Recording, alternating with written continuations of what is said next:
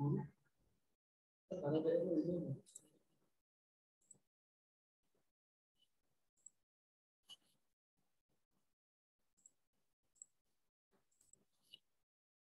apakah sudah terlihat materinya? Sudah. Sudah ya? Oke, baik. Baik, terima kasih. Assalamualaikum warahmatullahi wabarakatuh. Jadi, Pak Iqbal akan menjelaskan ya materi tentang pertemuan ke-13 bisnis digital dan manajemen e-commerce tentang teknologi mobile dan mobile commerce. Sebelumnya Pak Iqbal pengen tanya nih, ada yang tahu nggak artinya mobile itu apa? Mobile, apa itu mobile? Ada yang bisa jawab? Saya langsung kasih nilai A kalau bisa jawab. Seluler, Pak. Mbak Tika langsung gercep ya. Teknologi mobile itu apa? Seluler. Oke, yang lain? HP, Pak. HP. Oke, ditampung dulu ya. Ada yang bilang seluler, ada yang bilang HP, terus ada yang lain? Teknologi mobile. Apa sih mobile itu?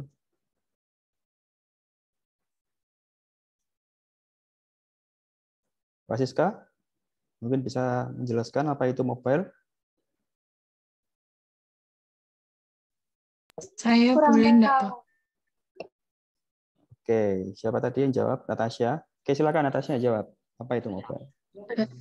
Baik, sebelumnya terima kasih atas kesempatannya. Ya, kayak kata anak-anak kayak telepon genggam, seluler, terus apa mobile sendiri itu kayak perangkat lunak gitu, Pak. Yang pakai mobilitas perangkapan PDA sistem digital perusahaan pada telepon genggam atau seluler. Oke, lengkap sekali jawabannya ya. Oke, terima kasih Mbak Alia. Jadi Mbak Alia tadi bilang kalau teknologi mobile itu adalah perangkat telepon genggam dan seluler. Tidak salah sih, semuanya itu benar jawabannya.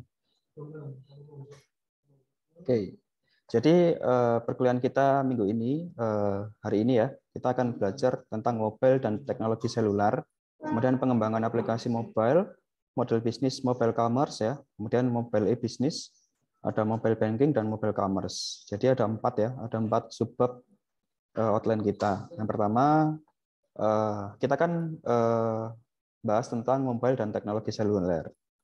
Jadi mungkin ini nggak asing ya buat kalian. Sekarang kita kan sudah masuk ke generasi yang namanya era 5G atau 5G atau 5 generation. Nah, sebelum kita masuk ke 5G itu kan tidak mungkin ya kita langsung masuk ke 5G gitu ya. Pasti kan ada pendahulu-pendahulunya gitu.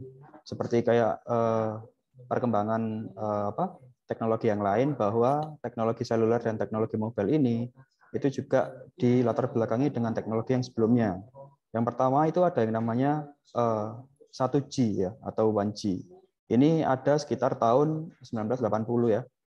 Tahun 1980-an. Jadi dulu itu bentuknya masih analog voice, masih bentuknya seperti kayak PDA gitu ya, kayak walkie talkie. Jadi metode komunikasinya itu masih human to human, kemudian masih manusia ke manusia gitu ya. Kayak misalkan ada kijang satu ganti gitu ya. Itu 5G gitu ya. Oke, kijang satu ganti gitu ya. Seperti itu. Ada yang pernah tahu nggak pelaporan via HT gitu ya, via PDA. Nah, itu merupakan era generasi dari 1G ya. Tahun 1980-an. Mungkin kalian belum lahir ya. 1980. Pak Iqbal juga belum lahir. Nah, ini merupakan salah satu pencetus dari early mobile phones. Jadi awal mula dari adanya handphone, teknologi 1G. Dari teknologi 1G, 10 tahun kemudian ada teknologi yang namanya teknologi 2G ya, 2 generation ya. Itu lebih modern lagi dengan adanya digital voice. Jadi digital voice itu seperti kita mengirimkan perangkat suara dari satu device ke device lain gitu ya. Kalau tadi kan analog voice itu masih berupa suaranya itu berupa analog ya, timbal balik gitu. Tapi kalau digital voice itu suaranya itu bisa direkam, kemudian direkam tadi itu bisa dikirimkan seperti itu. Kemudian penggunaan datanya juga masih low banget ya, masih kecil, masih lambat, low speed data. Nah, kemudian dari metode ininya itu sudah ada voice dan beberapa teks. Jadi kita sudah bisa menggunakan yang namanya SMS gitu ya, short messaging service gitu ya. Jadi sudah ada yang namanya SMS, kemudian sudah ada yang namanya suara, pesan suara.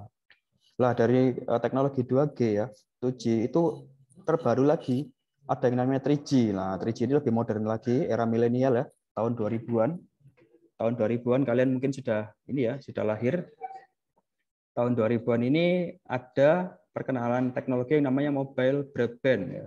Jadi mobile broadband itu kayak tadi itu kita sudah bisa mengakses sebuah internet gitu ya. Kita bisa mengakses sebuah foto, kita bisa mengakses sebuah gambar melalui teknologi yang namanya teknologi 3G.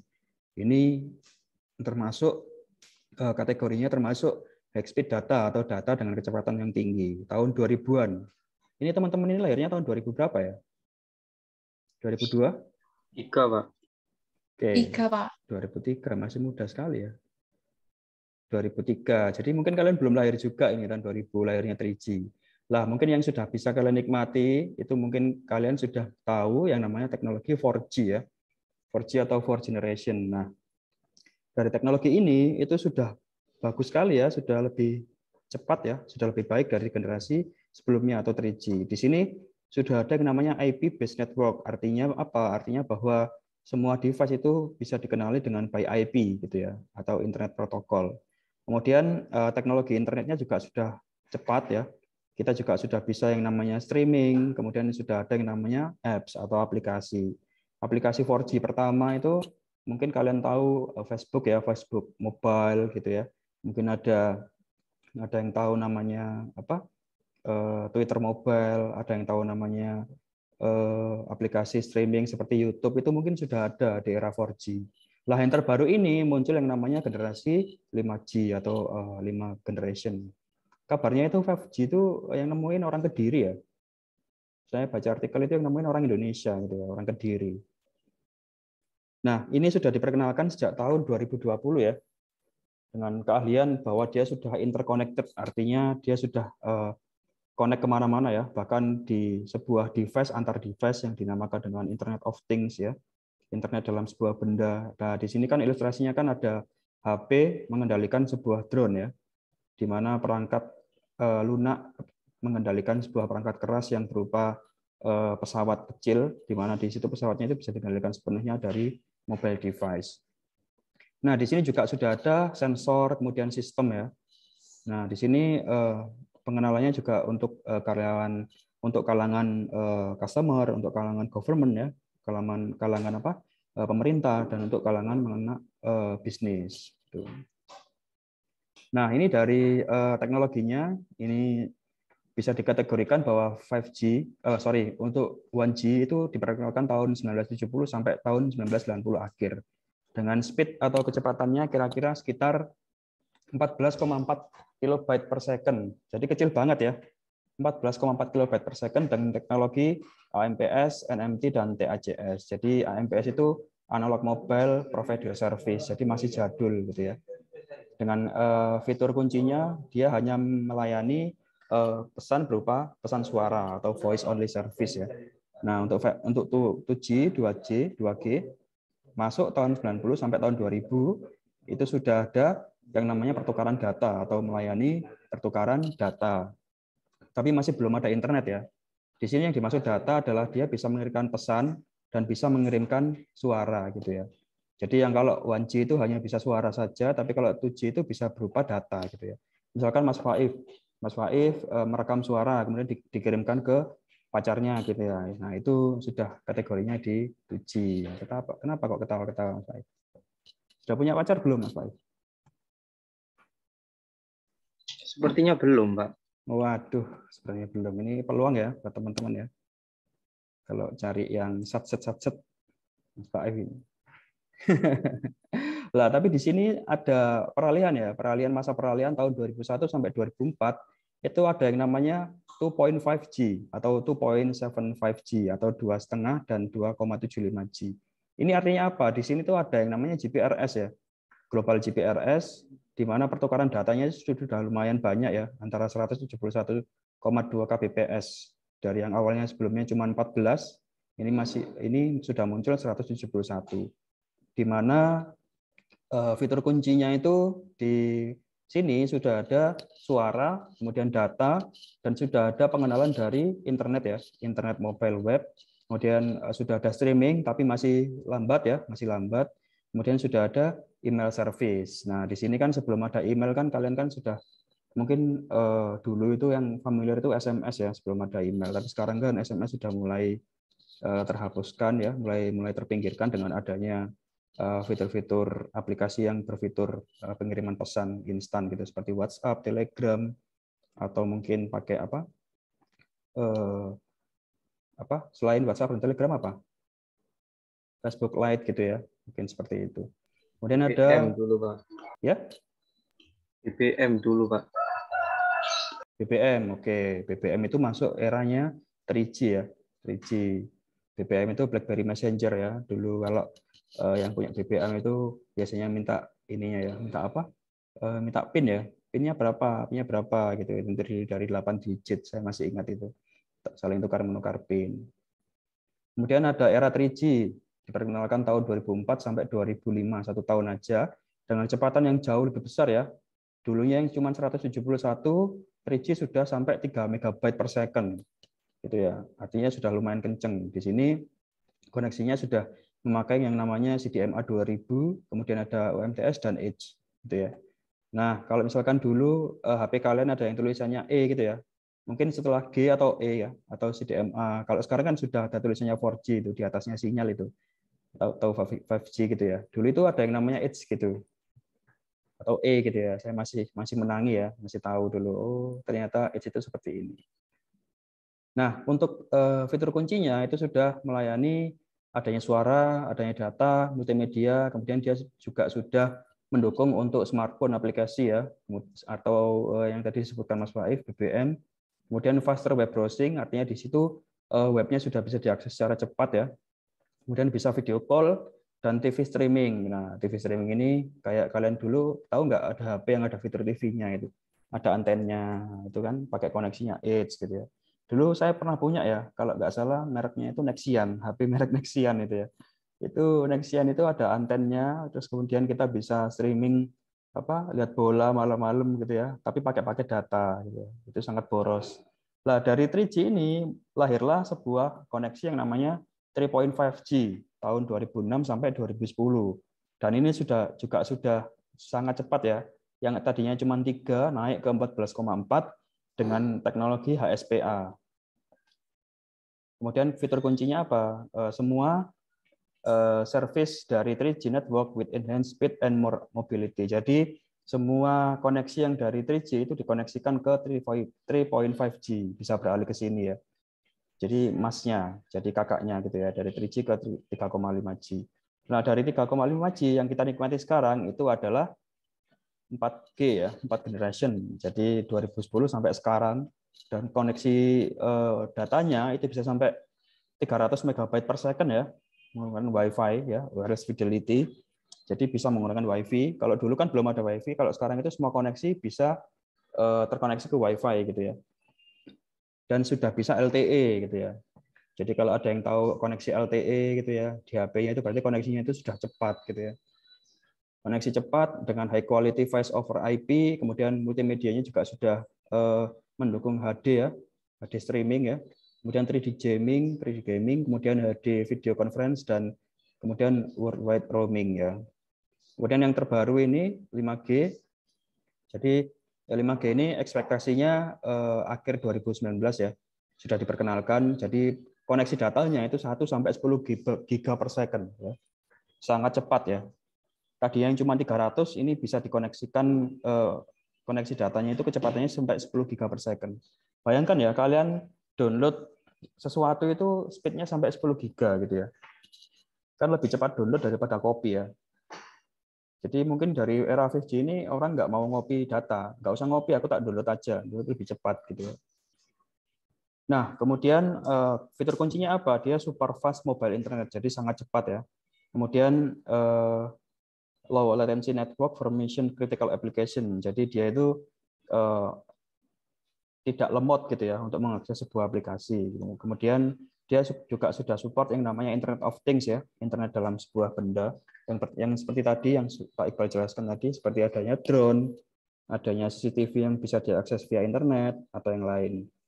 Kemudian dia juga sudah bisa HD multimedia streaming ya, sudah HD. Ada yang tahu di atasnya HD itu apa?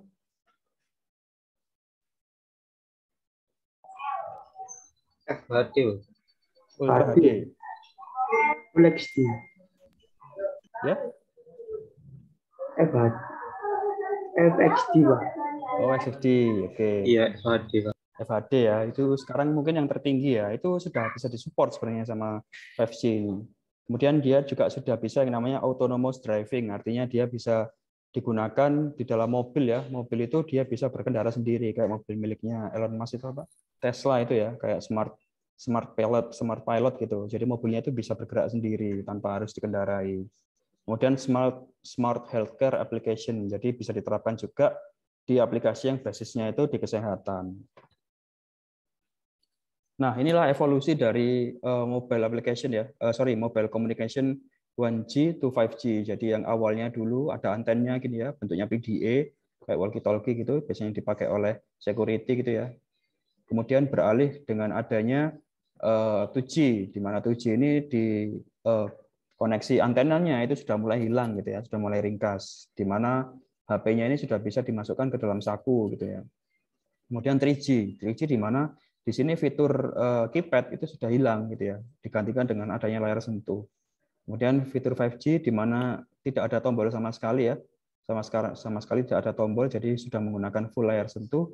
Dan sekarang sudah ada yang namanya 5G di mana HP itu sudah bisa terkoneksi ke dalam benda seperti ke dalam mobil, lampu, video, kemudian ke dalam apa ini mesin cuci ini ya. Jadi kita bisa menggerakkan device lain itu via handphone. Nah itu hebatnya generasi 5G ya. Nah itulah teman-teman mobile dan teknologi seluler ya. Ini tadi saya review lagi. Jadi sama sebenarnya kecepatannya pun sekarang itu up to 20 GB per second ya.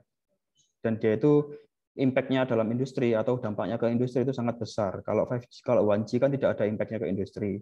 2G itu cuma sepersekian persen ya. Kemudian 3G sudah mulai signifikan, ini sekitar 40%, sampai 5G sampai 50% lebih, sampai ke 5G ini sampai hampir ke 100% gitu ya, di mana adanya autonomous logistik, robot, kemudian adanya IoT, kemudian adanya apa? Smart healthcare yang tadi. Oke, sampai sini mungkin ada yang tanyakan tentang mobile dan teknologi seluler.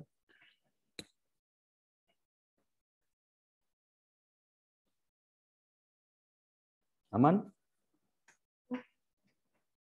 Oke, sebelumnya Pak Iqbal pengen tanya nih, Mas Faif, HP-nya supportnya apa sekarang? 4G atau 5G? 4G, Pak. Masih 4G ya? Iya. Oke, di sini ada yang sudah support untuk 5G? Mungkin dari HP-nya? Saya, Pak. Oke, Natasha, apa device-nya? Samsung S21 Plus. Samsung S21 Plus. Oke, itu sudah bisa 5G ya.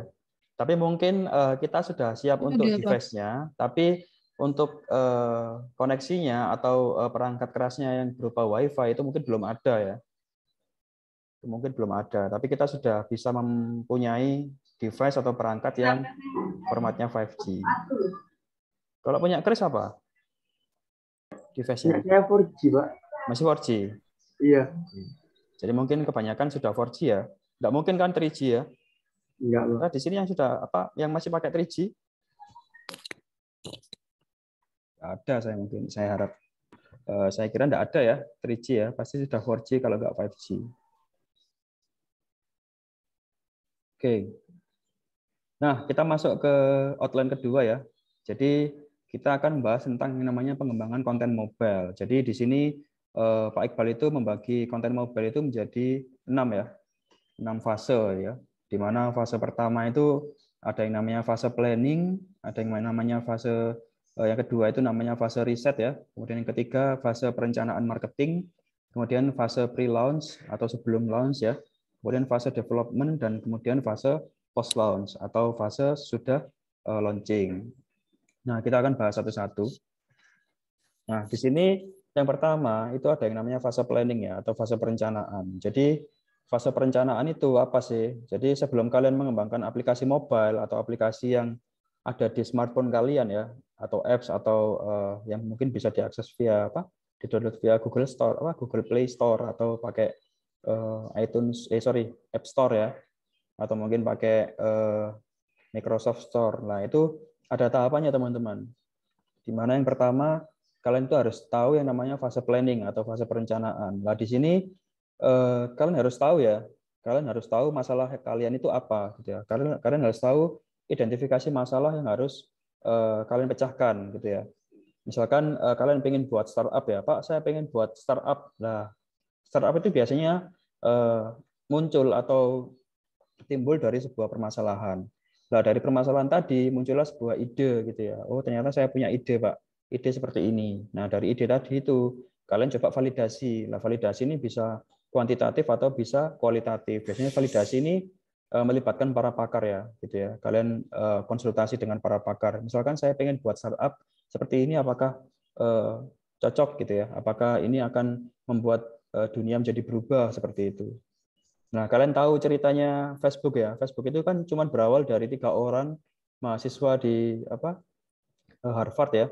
Kalau nggak salah Harvard ya, di mana Mark Zuckerberg itu salah satu pendirinya itu kan ingin merencanakan sebuah startup di mana dia itu pengen membuat sebuah buku alumni gitu ya.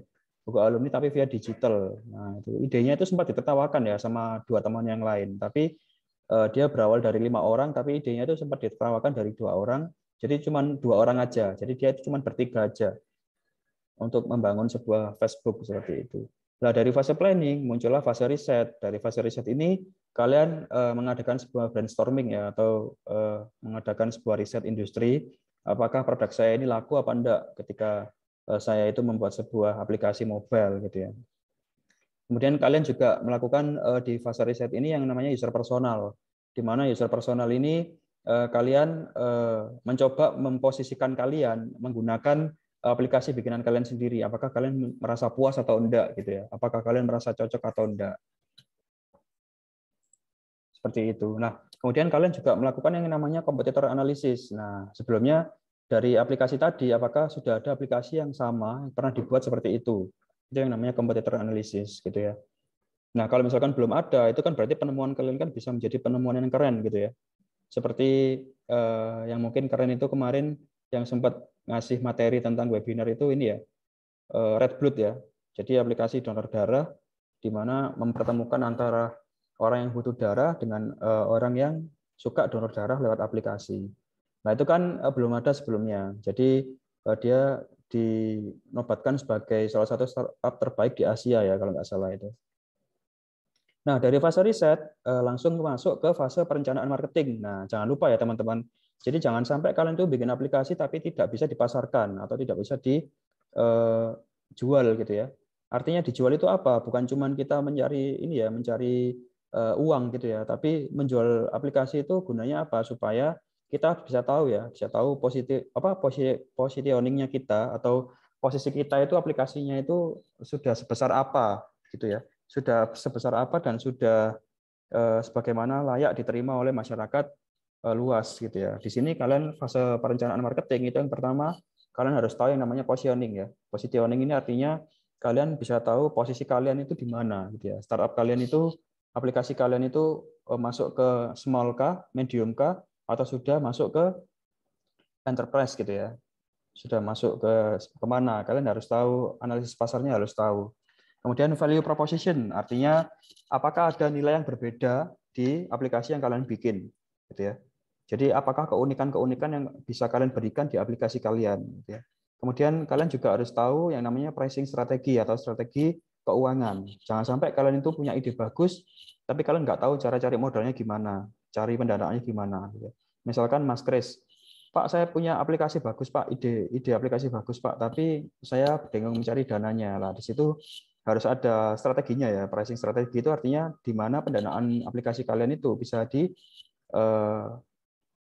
dicarikan gitu ya. Misalkan mungkin dari sponsor, mungkin dari mencari di sponsor di pemerintah atau mungkin dari pendanaan dari yang lain, mungkin dari kampus, mungkin dari pendanaan pribadi atau dari mana. Lah itu kalian harus tahu.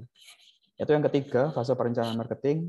Kemudian setelah fase perencanaan marketing masuk ke yang namanya fase pre-launch ya atau sebelum launch. Nah, di sini kalian mulailah membuat sebuah brand ya. Brand identity itu artinya kalian membuat sebuah nama. Usahakan kalau membuat nama itu nama yang singkat, padat, dan jelas. Jadi tidak usah terlalu bertele-tele. Misalkan aplikasi Gojek ya. Gojek itu kan cuma namanya cuma Gojek gitu aja. Kemudian ada yang namanya Grab gitu ya. Jadi cuma satu kata aja, tapi dia itu bisa diingat gitu ya, unik gitu ya. Itu namanya brand identity. Kemudian kalian bikin yang namanya landing page. Landing page itu apa? Landing page itu artinya bahwa di situ kalian bisa promosi via online gitu ya. Sebelum kalian meluncurkan aplikasi itu kalian promosi via online dulu via landing page. Kayak banner berupa banner online gitu ya, brosur online. Nah, itu bisa menggunakan website ya landing page itu tadi. Kalau kalian tahu Halodoc ya, Halodoc itu dulunya itu belum punya aplikasi tapi dia sudah eksis di landing page dulu. Jadi sebelum aplikasinya jadi itu dia sudah bagus di landing page-nya dulu. Landing page-nya sudah dibuat, sudah stabil, baru setelah itu dia launching aplikasinya. Itu Halodoc. Jadi dia tinggal migrasi data aja dari landing page ke aplikasi mobilenya. Gitu ya. Kemudian kalian juga harus tahu tentang informasi yang lain yang akan kalian butuhkan, gitu ya, atau other information need. Itu adalah fase pre-launch, teman-teman. Kemudian ada yang namanya fase development atau fase pengembangan. Nah, di sini kalian sudah mulai ngoding, kemudian desain gitu ya. Di sini yang pertama kalian harus bikin yang namanya mockup dulu. Mockup itu merupakan rancangan kasar ya. Rancangan kasar bisa membuat mockup di atas kertas, bisa membuat mockup itu di oret-oretan di tembok atau di mana gitu ya. Mungkin kalian bikin mockupnya dulu, lah dari mockup tadi kalian bisa tahu desain yang perlu kalian tuangkan di dalam sebuah digital gitu ya. Jadi kalian bikin yang namanya UI design atau user interface design. Lah user interface design ini tidak boleh pakai tidak boleh pakai coretan-coretan lagi, tapi sudah masuk ke menggunakan software, bisa menggunakan pakai Power Designer, bisa menggunakan Sybase, bisa menggunakan yang namanya Canva gitu ya. Itu namanya UI design. Kemudian dari UI design dituangkan dalam sebuah coding ya, dengan sebuah fungsi-fungsi tertentu. Jadi bagaimana caranya desain kalian tadi itu kalian tuangkan ke dalam coding, dan di coding tadi itu semua fungsi bisa berjalan dengan bagus atau dengan baik. Nah, setelah programnya jadi, aplikasinya jadi, kalian melakukan yang namanya beta test gitu ya. Artinya tes tadi itu dilakukan secara internal, tidak untuk disebar di kalangan luas gitu ya. Itu namanya beta test.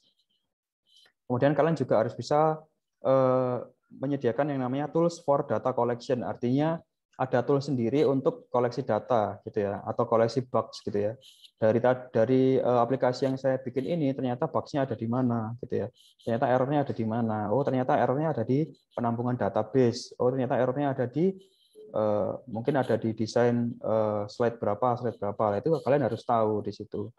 Nah, dari situ setelah kalian mempunyai yang namanya tools for data collection, kalian sudah siap untuk yang namanya go live ya, atau yang namanya launch the app. Jadi kalian sudah bisa meluncurkan aplikasi kalian. Itu masuk ke fase development, teman-teman. Kemudian ada lagi yang terakhir namanya fase post launch. Jadi setelah kalian melaunch aplikasi, tidak melulu langsung ditinggal gitu ya, ditinggal geledak itu enggak boleh. Jadi harus dimonitor ya, monitor rating. Jadi reviewnya berapa, kalian upload di Google Play Store itu kalian harus tahu ya, ratingnya berapa, reviewnya bagaimana. Kemudian kalian juga harus tahu keywordnya, adjust keyword ya. Jadi keyword-keyword yang mungkin sering digunakan itu apa, kalian harus tahu di situ. Kemudian earlier testimonial dari penggunanya. Mungkin ternyata aplikasi ini lemot gitu ya, atau mungkin memakan banyak data, atau desainnya kurang familiar atau kurang milenial gitu ya. Itu masuk ke earlier testimonial gitu ya. Kemudian kalian juga harus punya yang namanya sosial media untuk promosi ya. Kemudian kalian bisa menyediakan sebuah partnership ya, atau kerjasama dengan mass media atau media massa gitu ya untuk pemasarannya. Atau mungkin kalian mau mengundang wartawan atau mengundang media massa via televisi gitu ya. Dulu itu waktu saya tahu Kick Andy itu ya, Kick Andy itu kan sering memanggil para startup muda gitu ya. Seperti tadi Redblood itu salah satunya. Kemudian ada yang dipanggil lagi itu apa? Decoding itu ya. Salah satu startup yang di mana startup tadi itu bergerak di bidang apa? E-learning seperti itu ya. Kemudian kalian bisa melakukan yang namanya paid promotion atau promosi berbayar. Nah, apabila kalian mentok gitu ya, aplikasiku kok nggak laku-laku. Nah, itu kalian nggak usah bingung. Ada yang namanya paid promotion. Jadi biarkan uang yang bekerja gitu ya. Kalian bayar aplikasi bayar marketing untuk orang-orang tertentu yang mungkin dia itu kompeten di bidang marketing ya. Jadi kalian cuma bayar berapa gitu, dibantu untuk dipasarkan aplikasi kalian. Kemudian ada yang namanya re-engagement, artinya kerjasama dalam bentuk kayak saling menguntungkan gitu ya, re-engagement itu. Seperti itu. Nah, yang ketiga ini ada model bisnis mobile commerce ya. Model bisnis mobile commerce itu apa? Jadi mobile commerce itu atau singkatannya itu m-commerce ya. Jadi bukan e-commerce tapi m-commerce atau mobile commerce itu singkatan dari mobile commerce ya. Adalah transaksi komersial yang dilakukan melalui aplikasi atau situs mobile. Jadi apabila kalian belanja via Shopee, belanja via Tokopedia atau belanja via yang lain lewat HP atau lewat mobile itu namanya mobile commerce. Nah, secara umum mobile commerce ini bisa diartikan sebagai subkategori e-commerce atau sebagai versi mobile dari e-commerce. Jadi e-commerce itu kan besar ya. Dan cakupannya itu sangat luas, bisa lewat tablet, bisa lewat handphone, bisa lewat PC, bisa lewat laptop. Nah, ketika kalian menggunakan perangkat portable seperti kalian menggunakan tablet atau menggunakan handphone, itu yang dinamakan dengan mobile commerce. Nah, kategori mobile commerce itu sangat berkembang pesat ya teman-teman. Jadi persentase dan pangsa pasar pembelian digital yang dilakukan secara mobile itu semakin meningkat setiap tahun. Kemudian pembelian secara mobile juga semakin mudah dan jumlah penduduk dunia itu yang mengakses smartphone ini tuh semakin bertambah gitu ya. Oleh karena itu kapasitas pembelian mobile yang dapat dilakukan terus meningkat pesat. Jadi secara singkat bisa disimpulkan bahwa definisi m-commerce itu adalah pembelian dan penjualan barang melalui perangkat mobile. Di sini ada yang suka belanja lewat online, lewat perangkat mobile? Hampir semuanya sih, Pak. Hampir semuanya ya. Hampir semuanya. Jadi mungkin sekarang itu kan eranya mager ya. Apalagi kemarin ada pandemi yang hebat itu, orang itu nggak boleh keluar rumah, pengen beli-beli tapi kok takut COVID gitu ya. Mungkin yang diandalkan itu adalah perangkat mobile gitu ya. Di mana kita cuman nutul-nutul layar handphone aja gitu, barang itu bisa diantar ke depan rumah kita gitu. Sangat praktis ya.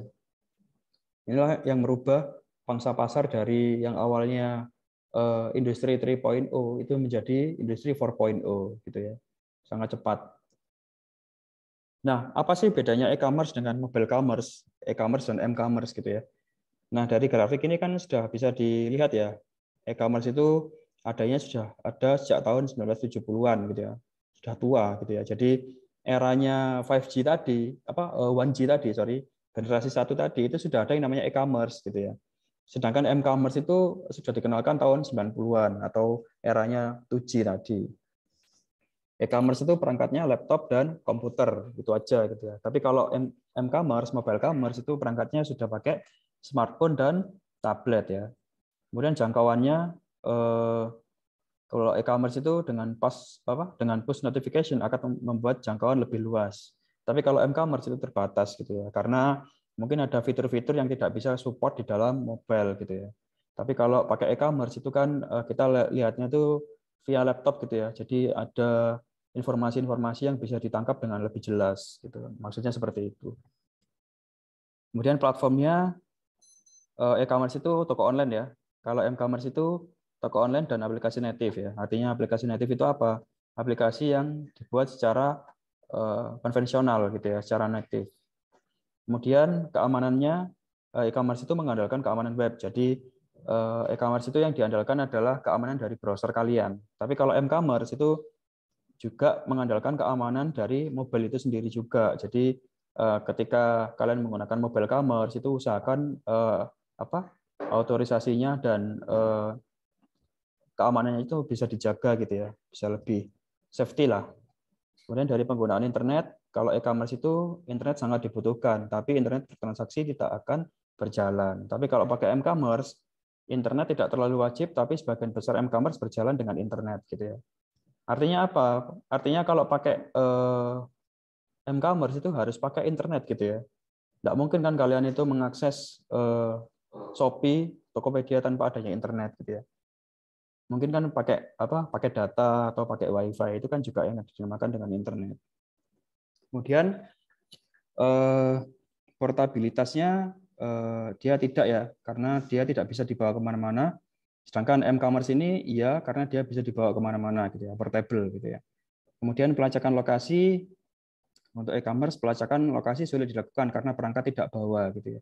Artinya apa? Artinya kalau lewat laptop atau lewat desktop ya atau komputer itu lebih pelacakan lokasinya itu tidak bisa dilacak gitu ya. Tapi kalau menggunakan HP itu bisa dilacak dengan adanya bantuan GPS ya.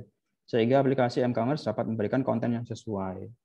Contohnya ketika kalian membeli barang ya, Mas Kris membeli barang di Shopee gitu ya. Nah, di situ kan pasti untuk check out itu kan biasanya ada fitur untuk mengaktifkan lokasi gitu ya. Lokasi itu akan dikirim di mana. Nah, itu salah satu fitur di mana untuk m-commerce itu fungsi GPS itu harus diaktifkan supaya pemesanan itu bisa direkap secara akurat gitu ya. Nah, untuk model bisnisnya, model bisnis mobile commerce itu di sini ada 6 ya. Jadi yang pertama ada yang namanya pembelian langsung dalam aplikasi. Yang kedua ada yang namanya mobile banking ya, mobile banking. Kemudian ada yang namanya virtual marketplace app, ada yang namanya dompet digital, ada yang namanya mobile ticket. Jadi kalau kalian beli tiket-tiket itu ya, Mas Kres mungkin beli tiket online ya, Persebaya itu biasanya pakai aplikasi namanya apa itu Mas? Persebaya selamanya ya. Gotik, Pak. Pakai Gotik. Oh, pakai GoTik. Dan kalau bikin lihat bioskop ya, bisa pakai MTik, bisa pakai XX1 atau yang lain. Kemudian yang terakhir ini ada yang namanya mobile fintech ya, financial technology. Ini sekarang yang lagi booming. Jadi fintech itu meraih kesuksesan yang sangat besar ya. Tetapi dikarenakan mobile commerce tidak hanya mencakup pembelian produk, melainkan juga perilaku pengguna. Jadi perilaku pengguna smartphone yang kemudian menghasilkan pembelian mobile dan teknologi yang memungkinkannya. Jadi fintech ini kan memang lagi pesat ya. Jadi kita itu yang biasanya malas ke bank gitu ya, pengen transfer uang itu bisa melalui mobile fintech atau menggunakan aplikasi yang namanya mobile wallet gitu ya, dompet digital seperti kayak pakai OVO, seperti pakai GoPay atau mungkin pakai ShopeePay gitu. Itu yang namanya mobile fintech atau pinjaman berkala seperti kayak Shopee Pay Later atau menggunakan GoPay Later, itu namanya mobile fintech gitu ya. Itu sekarang lagi menjamur teman-teman. Sampai sini ada pertanyaan? Belum, Pak.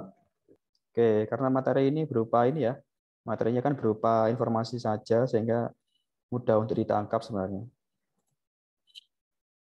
Nah, area utama dari m-commerce itu apa aja? Jadi yang pertama itu browsing dan membeli, artinya pengguna itu bisa menggunakan m-commerce itu untuk browsing atau melihat-lihat dan juga bisa untuk membeli gitu ya. Caranya gimana? Caranya yang pertama kita browsing aplikasi ya, kemudian kita klik mobile website, kita bisa memilih barang, kemudian kita check out. Nah, dari check out tadi lunas gitu ya, barang dikirim. Itu yang browsing dan membeli. Kemudian di samping itu transaksinya mudah ya. Mudah, cepat, nyaman dan aman gitu ya. Artinya dia tidak membutuhkan effort lebih ya. Kalau kita harus ke bank kan kita harus pergi ke bank atau harus bersusah payah lewat sini lewat situ. Tapi kalau menggunakan m-commerce itu cepat, mudah, aman dan nyaman. Kemudian pembayaran melalui mobile app dan wallet. Artinya area utama dari m-commerce ini dia ada yang namanya digital wallet ya, yang tadi seperti OVO, ShopeePay gitu ya, atau pakai Apple Pay gitu ya. Kemudian apa sih otorisasinya, menggunakan apa? Bisa menggunakan cap jempol elektronik ya, menggunakan sidik jari. Kemudian konten digital. Jadi area utama M-commerce sendiri ada yang namanya konten digital menggunakan Facebook, Instagram, YouTube, Netflix, Spotify, dan subscribe ya. Maksudnya subscribe ini kita bisa berlangganan di sini. Kemudian ada yang namanya promosi via notifikasi app. Jadi area utama dari M-commerce sendiri ada yang namanya navbar notification. Jadi kalau kalian menggunakan M-commerce, biasanya kan kalian mendapatkan notifikasi lewat itu ya, navbar itu ya. Biasanya kan ada celing gitu, ada promo nih Kak, ada diskon nih Kak, buruan sebelum kehabisan. Nah, itu namanya navbar notification. Atau bisa melalui yang namanya CRM ya, Customer Relationship Management. Artinya misalkan kalian baru membeli sebuah produk, itu aplikasi tadi itu mengirimkan sebuah notif ya. Terima kasih sudah berbelanja di toko ini. Jangan lupa untuk berbelanja kembali ya. Nah, itu adalah salah satu bentuk dari CRM gitu ya. Atau Customer Relationship Management. Kemudian ada yang namanya promo ya. Promo tadi via notifikasi app. Jadi promo-promo bisa ditawarkan lewat situ. Kemudian ada yang namanya alert ya, atau peringatan seperti kayak oh ternyata kamu sudah memilih barang tapi kamu lupa check out. Nah, seperti itu. Itu namanya alert. Nah, pertumbuhan mobile commerce sendiri itu sangat pesat ya, teman-teman. Sangat pesat dan sangat besar. Jadi luar biasa ya. Nah, seiring dengan meningkatnya kepemilikan mobile di tingkat global, disertai dengan internet berkecepatan tinggi, M-commerce itu akan terus menguasai pangsa pasar dalam sektor e-commerce ya. Jadi M-commerce itu merupakan salah satu bagian dari e-commerce itu sendiri, gitu ya. Didukung oleh fakta bahwa penggunaan internet ini lebih banyak dilakukan dengan perangkat mobile alih-alih desktop. Masa depan online atau digital commerce itu jelas tampak lebih cerah ya teman-teman ya. Nah, perusahaan yang tidak memanfaatkan transisi ke M-commerce itu akan membatasi jangkauan mereka seiring dengan berkelanjutannya transisi ke mobile. Artinya apa? Di sini kita bisa menyimpulkan bahwa sebuah perusahaan itu bisa berkembang pesat dengan ada fiturnya M-commerce gitu ya. Contoh seperti YouTube ya. Netflix ya. Netflix itu kan dulu nggak punya M-commerce. Jadi dia itu cuman berupa web ya. Kita bisa lihat film di Netflix via web, tapi sekarang sudah berekspansi ke mobile gitu ya. Contoh yang lain banyak ya, seperti ada selain Netflix itu ada yang namanya iFlix, kemudian ada yang namanya fashion mobile app seperti Zara, Zalora, kemudian ada yang namanya Uniqlo, ada yang namanya H&M. Itu kan mereka berbondong-bondong untuk beralih ke mobile commerce. Nah, ini salah satu mobile e-business dengan kategori mobile e-commerce ya, mobile commerce maksudnya. Yang pertama itu ada yang namanya online travel apps. Ya, seperti yang kalian tahu ada yang namanya tiket.com, Traveloka, Pegi-Pegi, Bobobox, Trivago, Booking.com, Agoda sampai yang lainnya gitu ya. Itu merupakan salah satu kategori mobile commerce dari online travel apps. Kemudian ada marketplace. Nah, ini nggak asing ya, ada Shopee, Tokopedia, Bukalapak, OLX, Lazada, JDID, dan yang lainnya. Kemudian ada yang namanya fashion mobile commerce. Nah, ini yang tadi sudah Pak Iqbal sebutkan. Fashion mobile commerce itu ada Zalora, ada Uniqlo, Matahari Mall, ada Zara, ada Gap ya, ada H&M, dan yang lain-lain. Kemudian ada yang namanya electronic mobile commerce. Jadi di mobile itu juga bisa disisipkan perpaduan antara perangkat keras dan perangkat lunak gitu ya. Contohnya adalah aplikasi yang namanya iBand Pipe ya. Di mana pakai aplikasi ini tuh kita bisa tahu ada yang tahu aplikasi ini nggak? iBand Pipe nggak? Belum tahu, Pak. Ini merupakan aplikasi ciptaan dari Apple ya. Jadi dia itu kayak aplikasi untuk jadi kita itu bisa mengaransemen mengaransemen musik via digital gitu loh, iBand Pipe itu. Kemudian ada yang namanya Electrical Pro. Nah, ini sama juga. Electrical Pro itu kita bisa membuat musik digital gitu ya, lewat aplikasi yang namanya Electrical Pro. Kemudian ada yang namanya Electrical Calc Elite. Jadi ini merupakan kalkulator yang di mana sekarang itu kan kalkulator itu kan cuma adanya yang konvensional itu kan cuma itu aja. Tapi kalau pakai Electrical Calc Elite itu bisa sampai menghitung sampai atom-atom gitu ya. Itu bisa pakai yang namanya Electrical Calc Elite itu. Kemudian ada yang namanya electrical technology. Nah, ini Pak Iqbal juga nggak pernah nyoba ya. Apa ini electrical technology? Kemudian ada yang namanya every circuit. Nah, ini biasanya anak elektro ini. Anak elektro biasanya pakai ini kalau di Apple. Jadi kalau kita ingin tahu sirkuit dari sebuah motherboard itu bisa pakai aplikasi ini every circuit, atau kita merancang motherboard sendiri kita pakai aplikasi ini. Kemudian mobile commerce yang kelima itu mobile payment application. Jadi ada yang namanya Apple Pay, Google Pay, ada yang namanya PayPal ya. Mungkin kalian tidak asing, Samsung Pay, kemudian Circle Pay, kemudian ada yang namanya OVO, ada yang namanya pembayaran digital yang lain itu Shopee Pay gitu ya, atau GoPay seperti itu.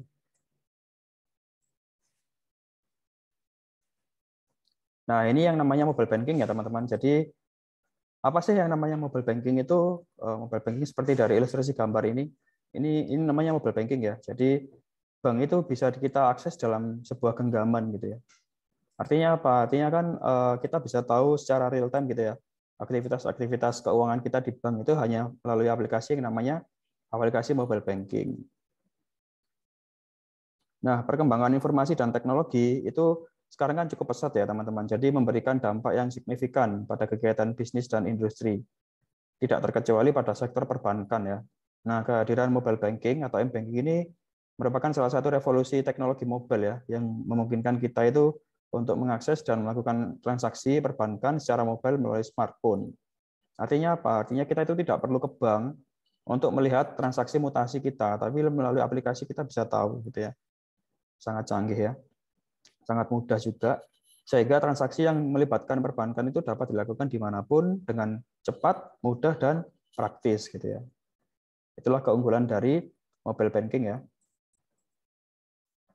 Nah, fitur-fitur apa saja sih yang ada di mobile banking itu? Jadi yang pertama ada yang namanya M-Info gitu ya. Di M-Info ini kita bisa melihat info saldo, kita bisa melihat mutasi rekening, kita bisa melihat nomor kupon undian, kita bisa melihat rekening deposito. Sorry, ini tipe ya, rekening deposito.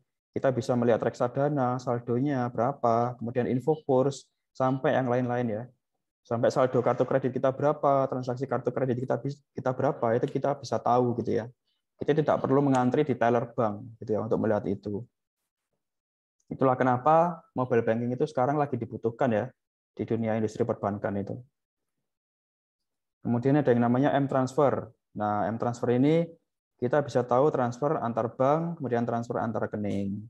Kemudian ada yang namanya M-Payment atau pembayaran lewat mobile banking, yaitu pembayaran tagihan kartu kredit, kemudian tagihan telepon, tagihan asuransi, internet, atau pinjaman, dan yang lain-lain.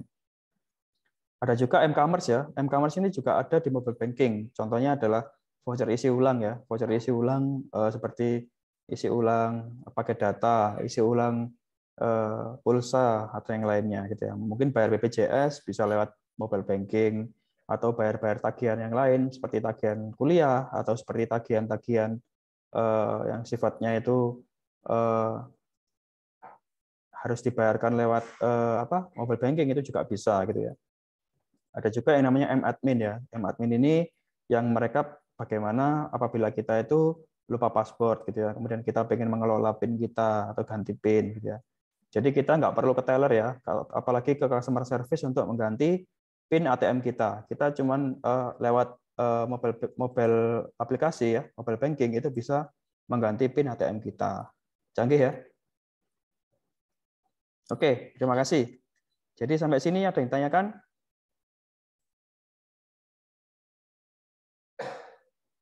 Belum, Pak.